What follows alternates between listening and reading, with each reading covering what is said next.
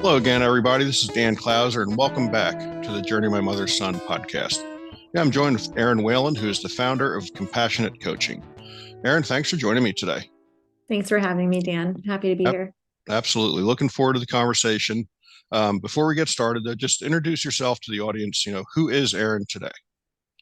Who is Erin today? Well, I'm a wife and a mama. I have a 9-year-old son, and I'm a business owner, which feels a little funny saying because I never thought I would say something like that. But I'm very, very happy and thrilled to have the business that I love. I love doing.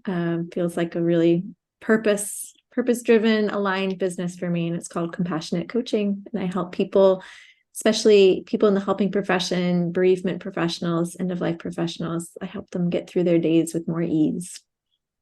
Yeah, yes, that's an amazing calling, I'll say. But Mm. before we talk about that, tell me, you mentioned about how, when you said I'm a business owner, something you never thought you would say.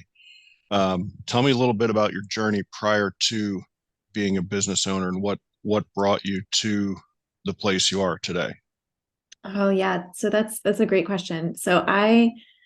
I'm someone who's hopped around career wise a lot. When I first got out of college, I was an elementary school teacher for 2 years.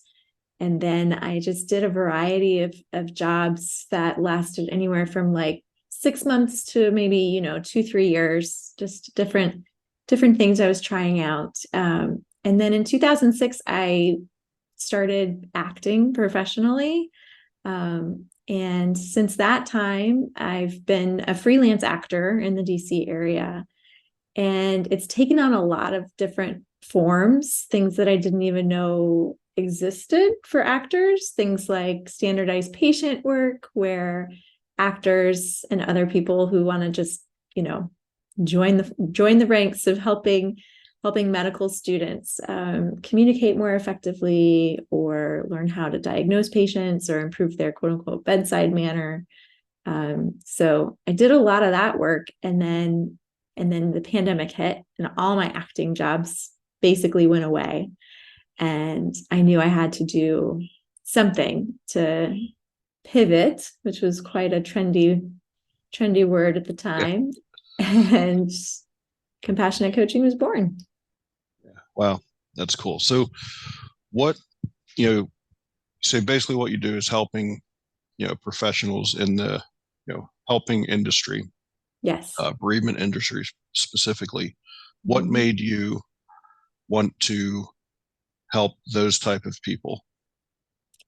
Yeah, that's a beautiful question. And the short answer is it feels very purpose filled. Like I spent a decent amount of time in prayer consistently trying to like figure out who I was meant to help. I didn't land on that niche or the group of people that I serve until probably a good year and a half into my business. So I was kind of, trying out different things in compassionate coaching, but I spent a lot of time in prayer. I started consistently dedicating like an hour a week in prayer for my business. And then it wasn't just the prayer. I actually dedicated some time to it wasn't journaling necessarily, but I was spending time during this prayer time, like writing out things that touchstones, I'll call them, that had happened in my life up until that point that have felt significant or meaningful or lit me up. And I just started looking for themes. I just started, trying to figure out what do all these things have in common.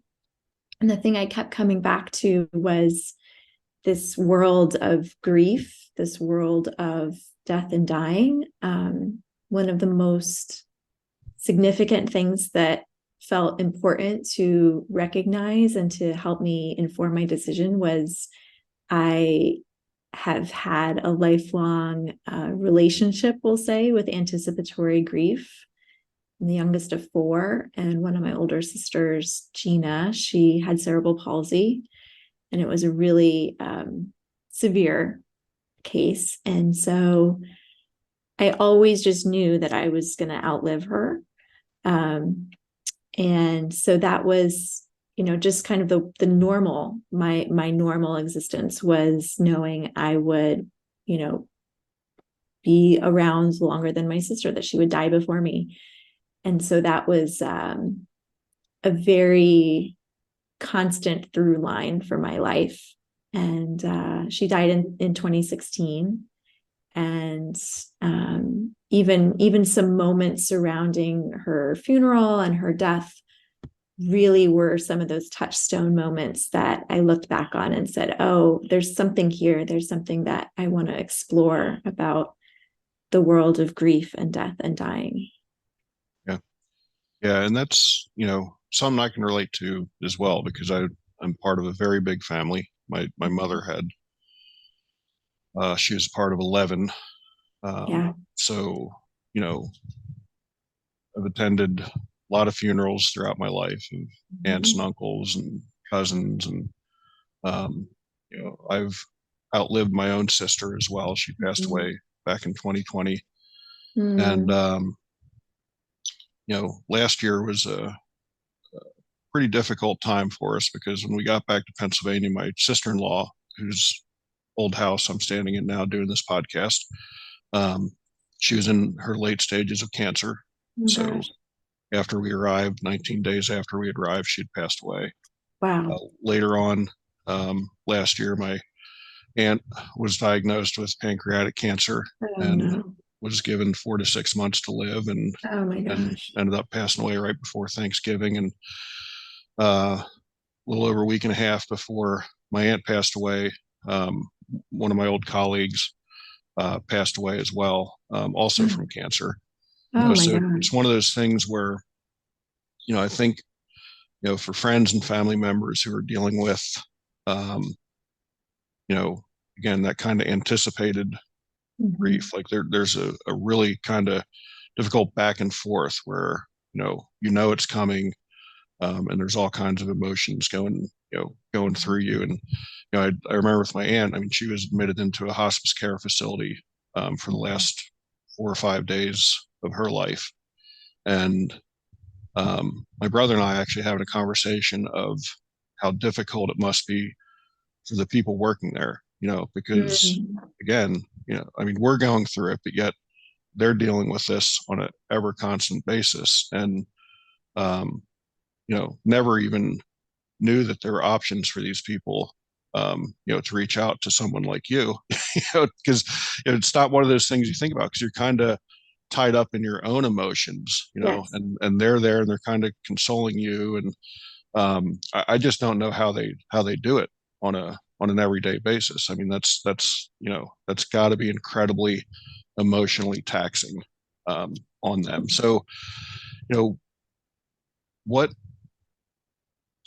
when someone's reaching out to you that's in that profession, Mm-hmm. um, how does that conversation start, and what is it that how do you help them through? Because I can't even put my head around dealing with that on literally an everyday basis. Even though these people who are at their end of life may not, they're not relatives of yours or anything like that, but you know, I mean, anyone with any sense of empathy, like you're feeling that, so like how do they function? Like I'm, that's one of the reasons why I wanted to have you on the show. Is it's just incredible to me to get a better understanding of how they, continue day in and day out and still do their job. Yeah. I mean, I first of all, I'm sorry. It sounds like last year was a really tough year for you and your family with Thank many you. deaths and losses, and that's still very fresh. So I just want to take a moment to acknowledge that and thank you for sharing, Dan. Um, Um, yeah, I don't know how they get through their days, I mean, to be honest. And that's the kind of the odd thing about feeling such a strong pull to work with this group of people, is that I don't have their experience of, I'm not a hospice professional. I don't have a nursing background. I'm actually like, it was something I thought about for a while. And then I'm like, I went to a orientation for people thinking about entering, nursing school or something. And I like almost passed out because I don't do well with blood. So it's like, I know I can't do what they do. And I think most of us in the world look at what they do and say, I don't think I could do that. So I do think that they're most likely in a position of feeling a similar call or pull to do that work, and they have to have these extraordinary gifts because, as you said, it's not their family members, and yet they have to have this sense of love and care and empathy, not only for the person who's dying, but for the loved ones who are grieving. And, I've heard nothing but just exceptional feedback of, everyone who's had an experience with hospice professionals just says, oh my gosh, like, I don't know what we would have done without them. Like, they're just godsends, really. So I think healthcare in general is, you're going to see a lot of burnout. And I think that that's even higher for people with this in this field, because the pandemic has taken a toll. Things really had to shift for them for a while, and they lost a lot of volunteers because of there were so many restrictions on how to keep people safe. And I think that there's a lot of burnout, and I think that there's a big need to support them, because they are doing something that most of us can't do. Right. Yeah, like I said, I can't even imagine what that's like on a day-to-day basis. So Yeah. when when those people are reaching out to you, Mm-hmm. what does that initial conversation look like? Yeah. Yeah. Well, so what I do is I have some really different and kind of innovative ways to help people, since I have this background as an actor. So I I don't I don't like to say, well, this is what I do, because it's really based on what people need. So it might be a matter of a team that's burning out, in which case, I really just get as much information as I can from people and find out more about, how big is the team? What are people saying? What's the underlying, current of what they're feeling? How is the dynamic with leadership and the people in the trenches, so to speak, on the ground doing the day-to-day work with the dying, um, and just try and get a sense of, like, what do they need, and then I can figure out, okay, how can I help them? And like I said, the stuff I do is really interactive, so I can do um, anything from working one-on-one with people, especially with regard to communication skills. That's where my specialty lies, because I through acting, and I've spent a long time in this field in medical education through acting and training, and really focusing on empathy and just some little hacks for how to communicate in a way that helps bring more ease to our own days. And there are ways to work smarter, not harder.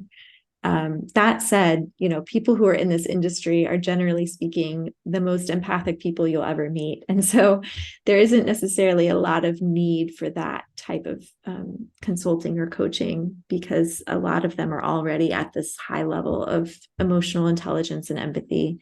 But there is a decent amount of people who are entering hospice for the first time, who maybe are straight out of, getting their RN and are now looking into that field. And so there is a level of communication coaching that can help.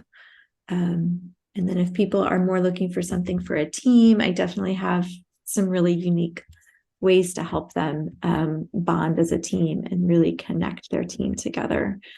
That uses a really unique form of acting called playback theater. Yeah, because I got to imagine there's there's got to be a lot of communication upon team members as they're going through that, because um, definitely not something that you can deal with on your own.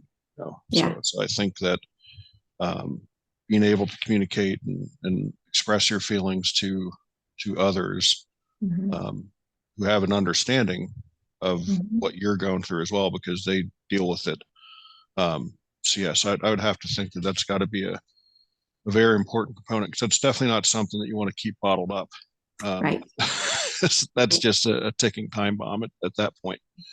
Right. Um, do you find uh, you know a fair amount of people in that line of work dealing with depression and stuff like that, Mm-hmm. or how do Mm-hmm. they avoid um, you know going into a dark place like that? Yeah, that's a really real situation. I think that what we know about depression, and it's something that I've suffered with as long as I can remember.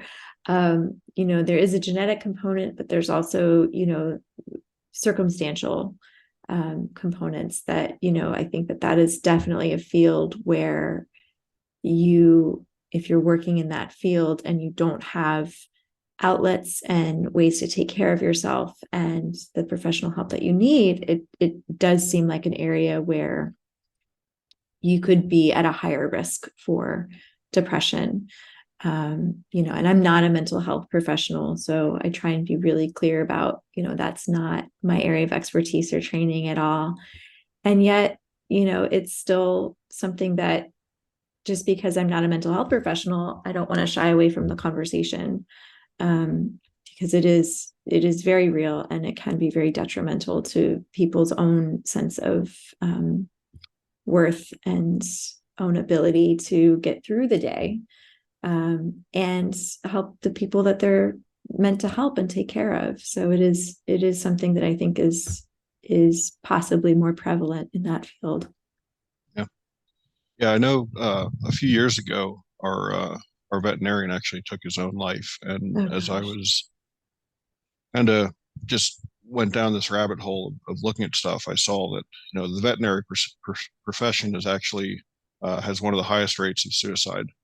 And again, it comes down to one of those things where I think if people who are helpers, and again, Mhm. as a veterinarian, you don't necessarily think of it, but you are also dealing with a lot of very difficult conversations with people who are pet owners, making a decision as to what to do with their pet.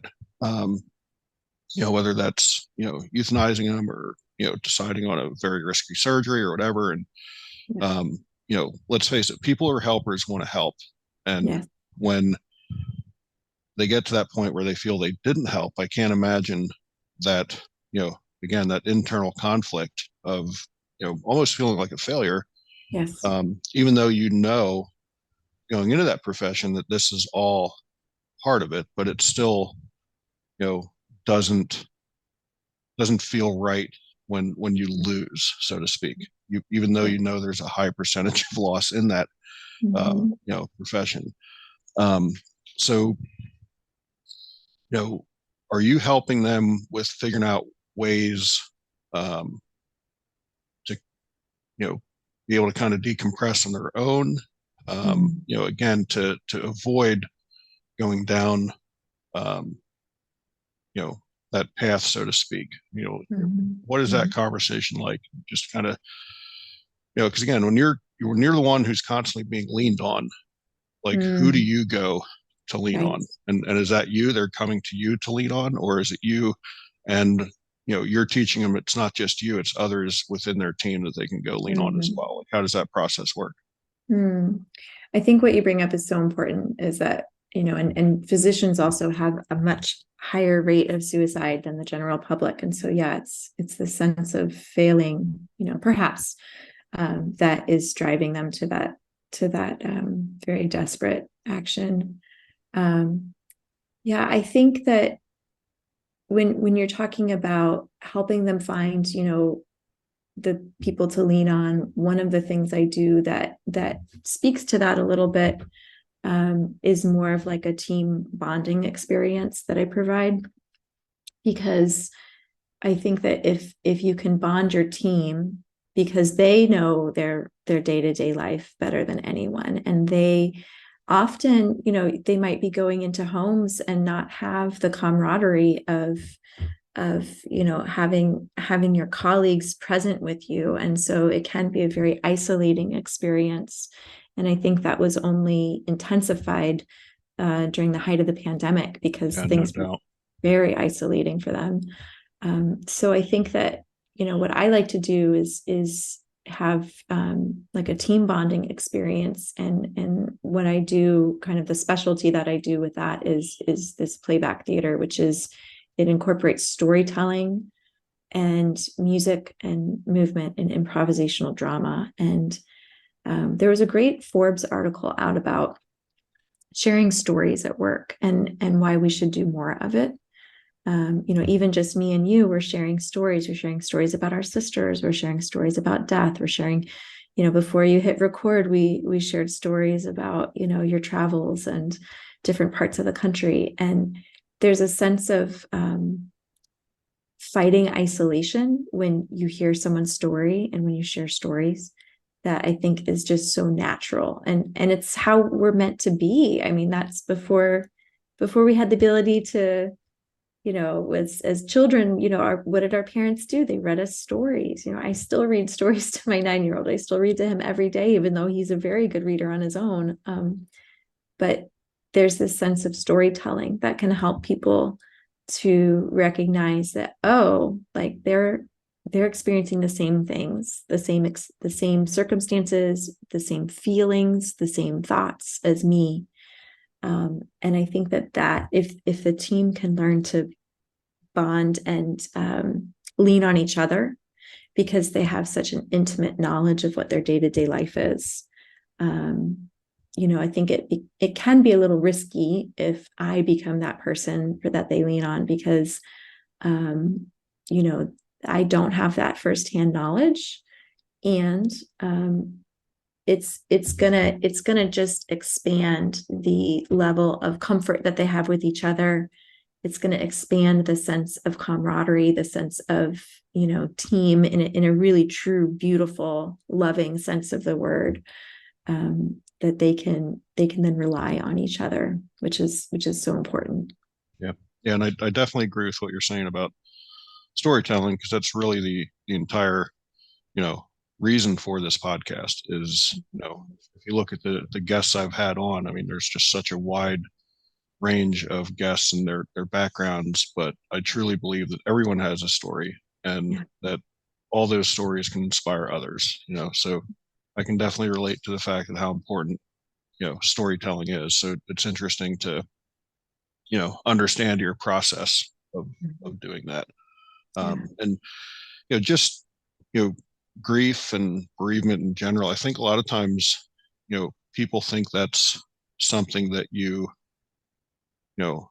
go through, and Mm-hmm. it really is a never ending process. Mm-hmm. I mean, even to this day, I mean, it's going to be, close to 20 years that my mom had passed here shortly, and there's not a day goes by where I'm not, continuing to grieve her, miss her, or think about her, and as well as many other people that I've lost throughout my life. So I think that's one of the things that, as human beings, I think we are always looking for that quick fix and thinking that, okay, well, it's going to be, 2 months and I'm back to normal. Like it becomes a new normal.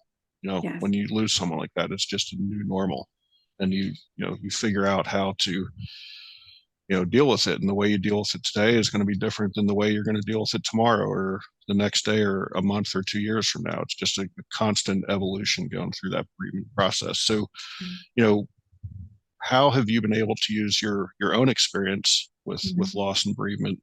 How has that helped you in doing what you're doing today? I think it's really humbled me, Dan, to be honest, because my grief for my sister has looked so different than what I thought it should.